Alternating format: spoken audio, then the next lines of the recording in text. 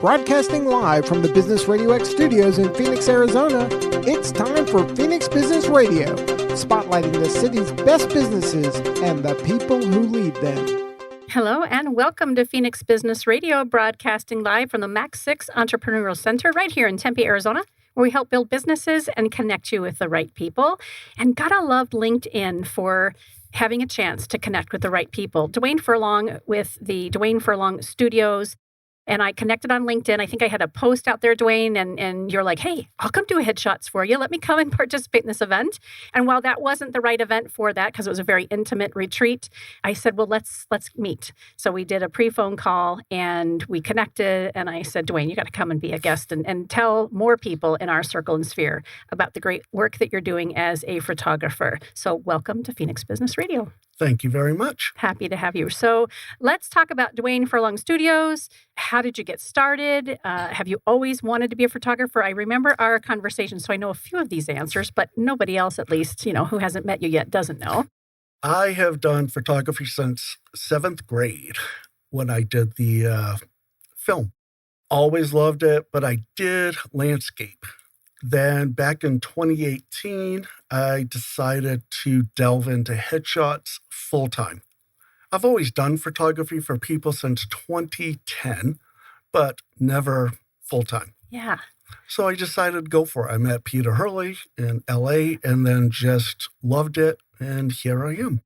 I remember you telling me about Peter. I don't know him, but you made a great introduction when you were talking about how he had mentored you and Yes. kind of helped you really shift to this different business model as it relates to professional headshots and that sort of thing. Correct. And he's in LA. He's actually in New York, Okay. but he flies all over the world to teach people. How important was it for you to have a mentor when you got started and made this shift? Let me back up. Were you doing landscape professionally or always as a hobby? Just a hobby. Okay. Just a hobby. And then people started 2010 working with different people, models, pageants, stuff like that. And I got tired of that.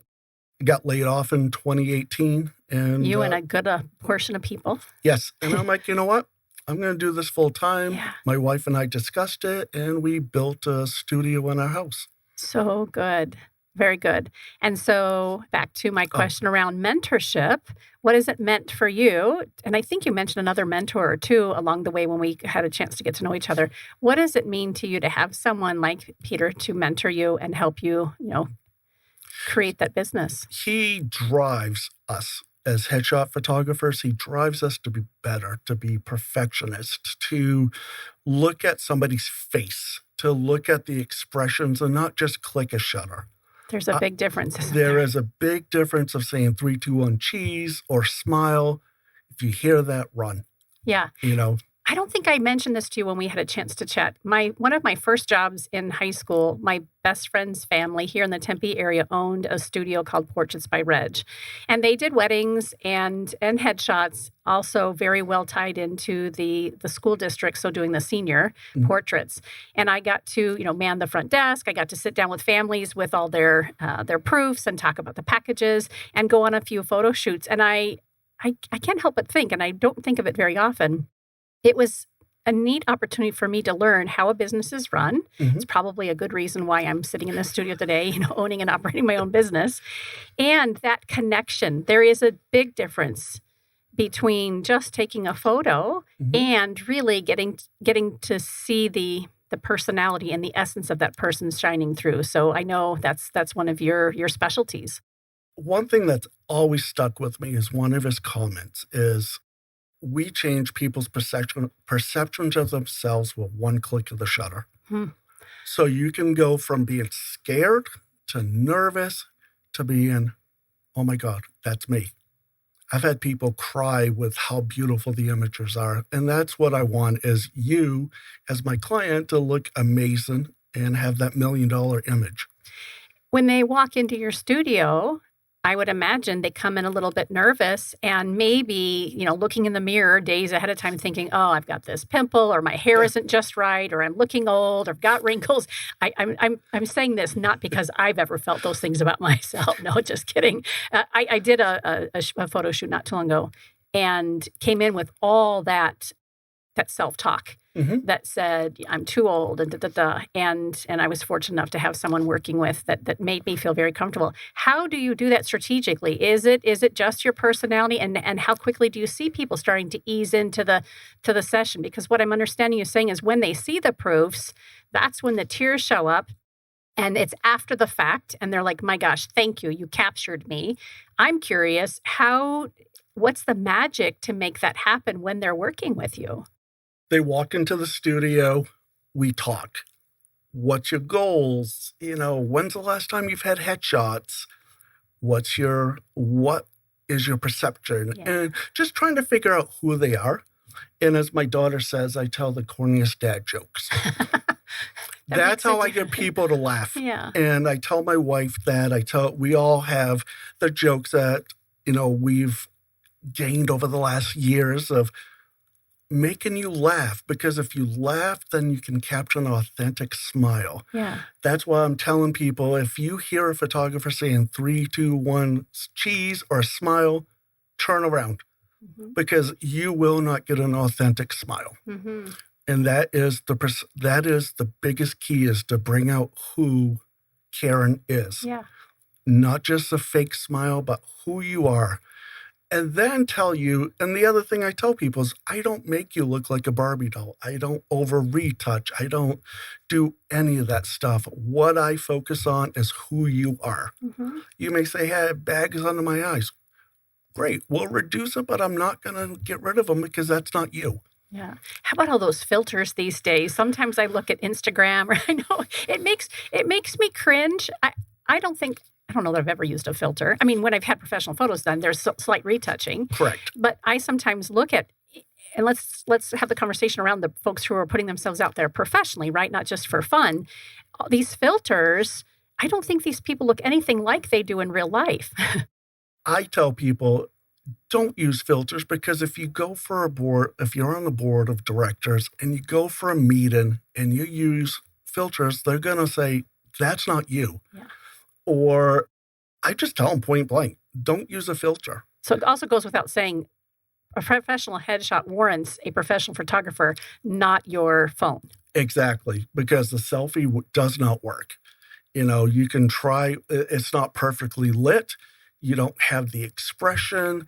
Don't cut yourself out for a wedding, a family, because Karen, you're going to see that and you're just going to flip right by. Yeah. You're going to go, no, no, no, yes. Yeah. And LinkedIn you have a 64% chance of being noticed with a professional headshot. 64%. I think it was 64% that you would be clicked on versus a selfie. Yeah. Or a poorly lit professional headshot. So it may not be something that we're psychologically thinking about when we're looking to make connections, which is why it's so important. First impressions are everything. Absolutely. I'm thinking of Daryl, our producer right now, because not too long ago, he had his first set of headshots done. He was in a mentor program with the city of Tempe, the Tempe Chamber. Yes. And they offered that opportunity as part of the mentor program. And I remember Daryl being like, wow, I'm nervous. And when we got the photos back, he's like, oh my God, they're pretty fantastic. Yeah. Yeah.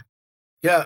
I know somebody that's actually I worked with at another company, David Key. Yes. Oh, we did talk about that. Yes, we did talk about Shout that. out to David. Yeah. And I did his headshot, and he was like, right. And he was like, wow. And that's what I like to hear after the fact is, wow. Yeah. Or I just had somebody right before I came in, like, these were the best headshots from our company that I've ever seen. I dislike my headshots. I use them everywhere now. You did something that nobody else has done. So let's talk about the clientele. It could be an individual solopreneur or somebody even who works a 9-to-5 and they need a headshot. They come to you. Do I also understand, though, you'd be willing to work with companies and do the composite for the people who need them? Yes. So basically, I do, like you said, the business people, directors, or somebody that just needs an updated headshot. But I have companies call me and say, hey, I have 30 people. We need headshots. Awesome. Can you come down to the office? We establish a budget, backgrounds, and then I take the time and say, hey, I get about 8 to 10 minutes a person. This is what you need to do. Here we go. Tell my corny dad jokes and done. And they work. Yeah. And I joke with my wife and the people I get to know is out of the 4.5 years, there's been one person that the corny dad jokes wouldn't work.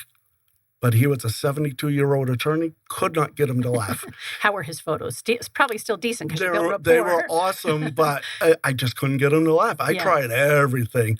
But I work with doctors, residents. So, I mean, I have doctor jokes that just make them crack up. I love it. And that's who I am. But the companies, like, we'll just say I just worked with this company, 15 executives. In, out, they were happy. And I got the review saying this is the best that they've ever had. So good. They hired a cheap photographer, and they were horrible. And they couldn't use them. Correct. Yeah.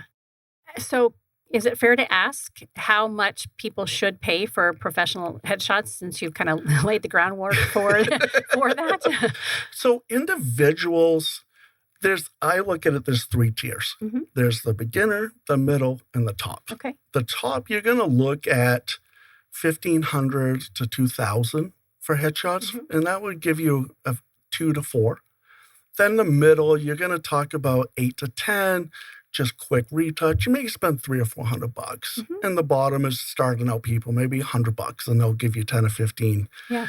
But I tell people every day is I don't focus on price. I focus on you. I focus on facial expression. So if you want the top, you're going to spend the money. Mm-hmm. If budget is an issue, then you have to just what do I want? Yeah. And that's what I tell everybody. I'm not the cheapest. I am probably one of the highest in the market, but you get what you pay for. That's right. Yeah. And it's an experience, right? It's Correct. Obviously you're drawing out their personality. Exactly. It's not just that 1, 2, 3 click. Yes. What does professional retouching mean? We've already talked a little bit about it just briefly. For our listeners who maybe it's been a while since they've done a professional headshot, mm-hmm. or they've never done one, Correct. And it's time. What if we were sitting in a consultation or a conversation ahead of time? What would you tell us about retouching? What does that mean? So professional retouching, we look at your skin, the blemishes, color correction, flyaways, mm-hmm. background adjustments if need be, toning the skin. If you have a tan line or you wear sunglasses, we blend the skin just to work on it. But then there's advanced retouching, and that's where it gets really complex if they need to be extracted from the background. Mm-hmm. That's a complex process and time consumer, so that's an extra cost. Sure. But if it's just the normal headshot, it's skin, blemishes, eyes, making sure the eyes look good, and then you're done. Mm-hmm. If you have lipstick and some of it went over, we retouch that out. Mm-hmm. We make sure when you get the images back, it's perfect. It mm-hmm. looks like you. Yeah.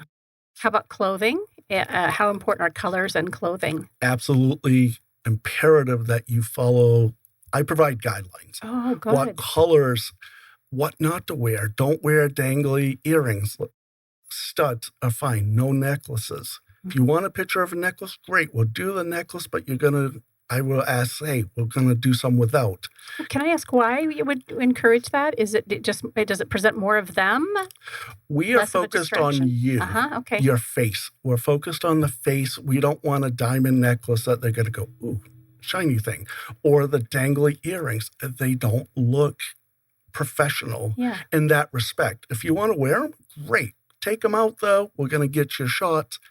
And then you can put them back on if you want to get a couple shots with them.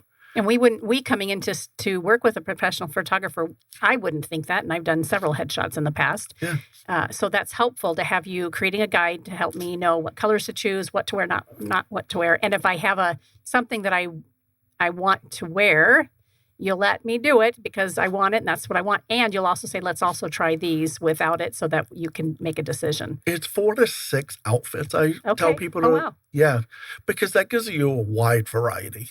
Mm-hmm. What's your favorite color? Oh, purple. Great. Yeah. So we'll focus on that. Then we focus on the expressions. At the end of the session, we have 100 to 150 images. We sit down. We go through them. 3 different rounds. You're like, I love these 30. Great. Oh, and some people will say, I just want all 30. Mm-hmm. Over and done with.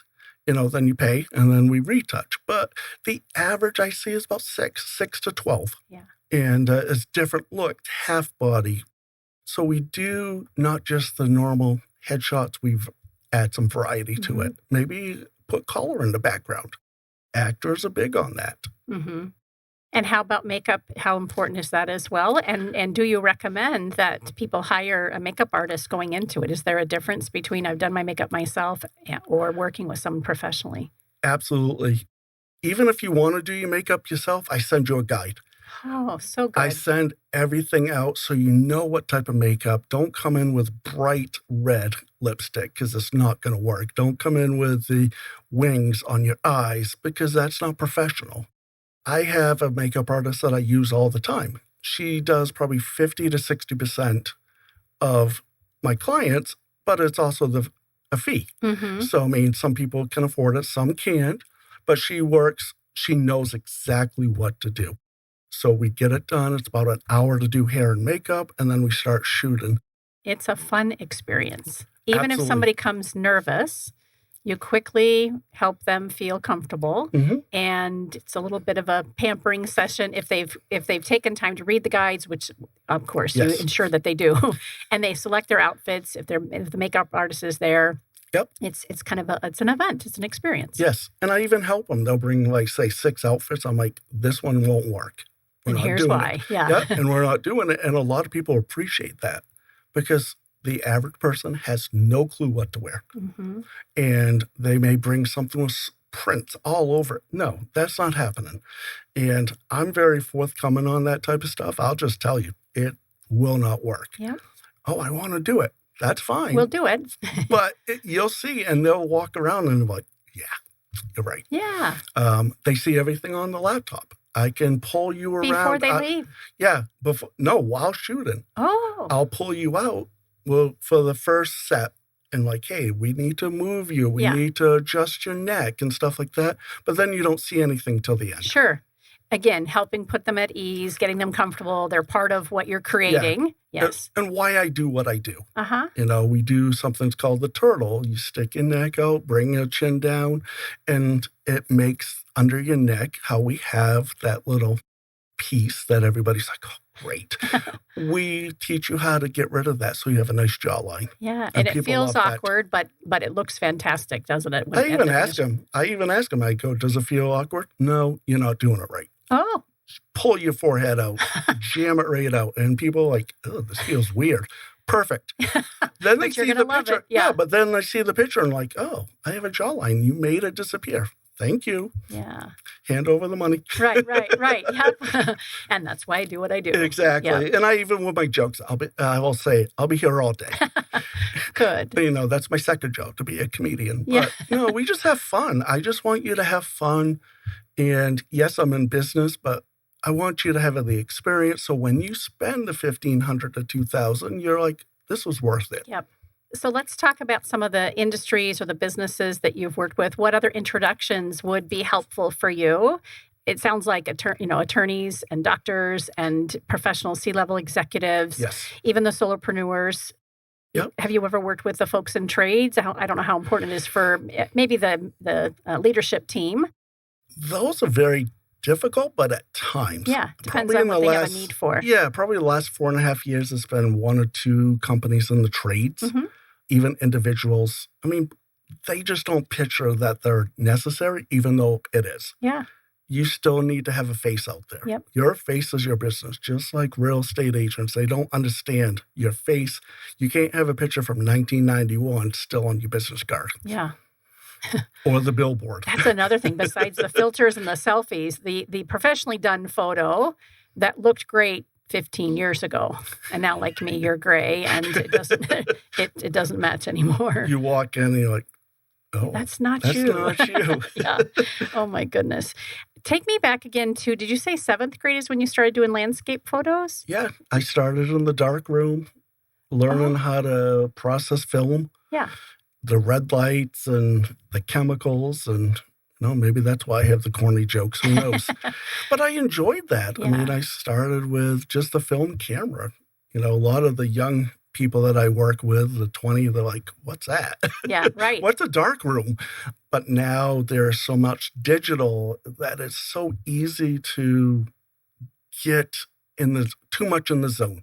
You just take a ton of pictures. No, that's not what you want. Yeah.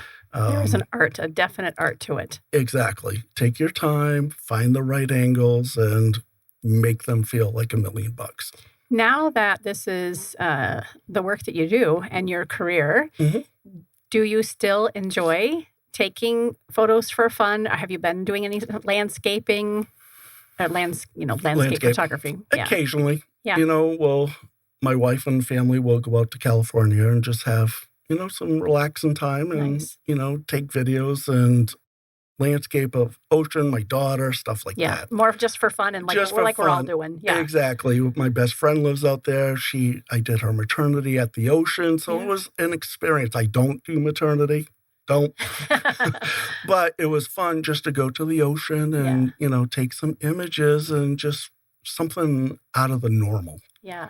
And how do people find you? You have a website and are you on social media as well? I know you're on LinkedIn, obviously, because that's where we connected. LinkedIn is the main course for social for me, but I do everything organically. I have my website, organic.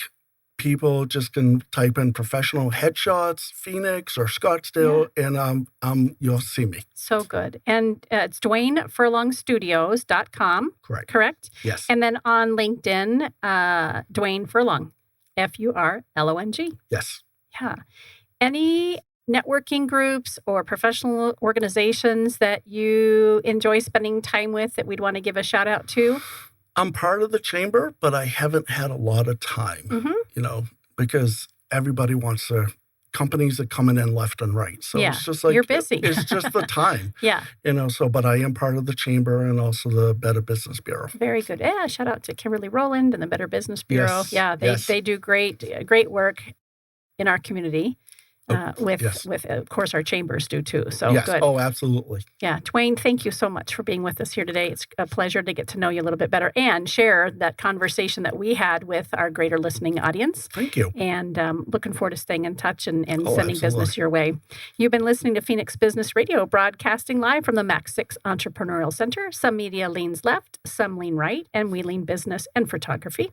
Thanks for listening.